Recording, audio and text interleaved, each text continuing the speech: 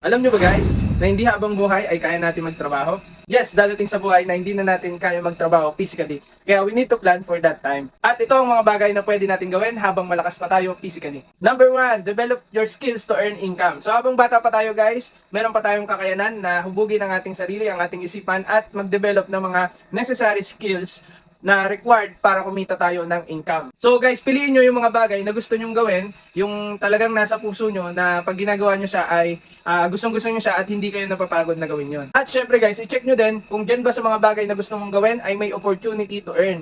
Para habang ginagawa mo yung gusto mo, ay kumikita ka din ng enough income to sustain yung pangangailangan mo. At syempre, para magawa mo itong pangalawang bagay na pwede mong gawin. Number 2, you need to save. So syempre, kapag kumikita ka na ng income, so hindi mo dapat gastusin yan lahat. Dapat ikaw ay merong certain portion na sinesave mo. For a while, habang nag-work ka pa lang as an employee, pwede kang mag-save unti-unti every month, every year, at wag mong gagalawin yon until such time na ready ka na to build an asset. At doon na tayo pupunta sa pangatlong bagay na pwede mong gawin. Syempre, build your assets. Importante na yung mga income natin na nasave natin ay i-invest natin sa passive income earning asset. Dahil hindi habang buhay kaya natin magtrabaho, kailangan mag-build tayo ng asset na later on ay kikita ng income para sa atin. Halimbawa ng passive income earning asset, real estate. So sa real estate, kapag nag-invest ka sa real estate, halimbawa meron kang isang bahay na pinaparentahan at nagbabayad sa iyo monthly yung iyong mga renti. So yun ay papasok sa iyo as your income. Another example ng mga asset ay yung mga businesses. Pwede kang mag-establish ng business at kapag na-establish mo yung system na yun at nag-work yung business na yun, later on, hindi mo na kailangan magtrabaho dun sa business na yun